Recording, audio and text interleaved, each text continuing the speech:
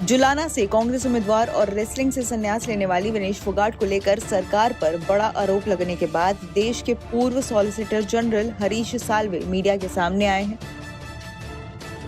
और Paris Olympic में विनेश के डिस्क्वालिफिकेशन पर चले केस को लेकर बड़ा दावा किया है।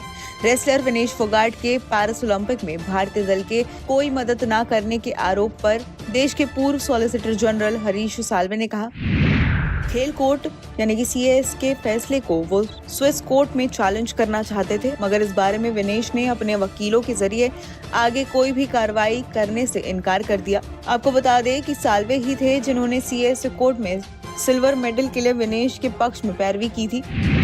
विनेश फोगाट ओलंपिक में 100 ग्राम बढ़े वजन की वजह से फाइनल्स मुकाबले से बाहर हो गई थी। इसके बाद विनेश ने अयोग्य करार देने पर खेल कोर्ट में अपील की, जिसमें विनेश ने फाइनल मुकाबला खेलने देने की अपील की। ये संभव नहीं था तो विनेश ने अपील बदलकर कहा कि सेमीफाइनल तक उनका वजन एकदम सही था और उसे संयुक्त सिल्वर मेडल दिया जाए। विनेश फोगाट ने 8 अगस्त को कुश्ती से संन्यास लेने का ऐलान कर दिया था। विनेश फोगाट की याचिका पर खेल कोर्ट में सुनवाई चली। हालांकि पेरिस ओलंपिक के बाद इसका फैसला आया जिसमें उनकी याचिका खारिज कर दी गई। इसके बाद उन्हें बिना मेडल लौटना पड़ा। देश लौटकर वे कांग्रेस में शामिल हो गई। अब वे हरियाणा विधानसभा चुनाव में जिंद की जुलाना सीट से कांग्रेस की उम्मीदवार हैं।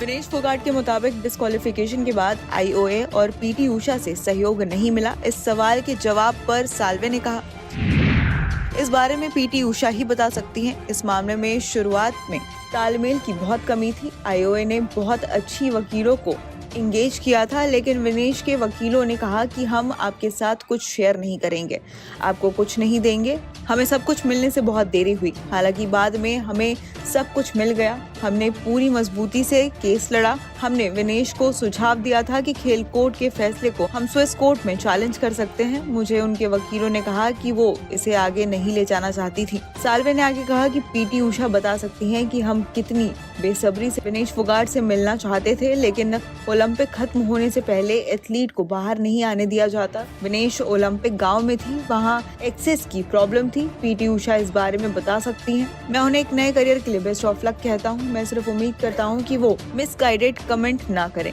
इस बारे में PT उषा बता सकती हैं कि हमने कितनी कोशिश की है। इस आरोप पर कि सरकार से कोई सहयोग नहीं मिला, साल्वे ने साफ किया कि इसमें सरकार का कोई रोल नहीं था। अगर सरकार को कोई रोल निभाना होता तो IOA बाहर हो जाती। IOA अपने आप में एक स्वतंत्र संस्थान है। साल्वे का यह बयान इसलिए अहम है क्योंकि कुछ दिन पहले ही विनेश फोगाट ने एक इंटरव्यू में कहा था कि पेरिस ओलंपिक में डिस्क्वालीफाई होने के बाद उन्हें कोई मदद नहीं मिली। खेल कोर्ट में भी उन्होंने खुद ही केस किया। भारतीय दल ने तो उन्हें इसके बारे में बताया तक नहीं था। विनेश ने इंडियन ओलंपिक एसोसिएशन की अध्यक्ष PT उषा पर भी आरोप लगाए थे। विनेश ने कहा था कि अस्पताल में भर्ती रहने के दौरान बिना परमिशन उनकी फोटो खींचकर सोशल मीडिया पर डाल दी।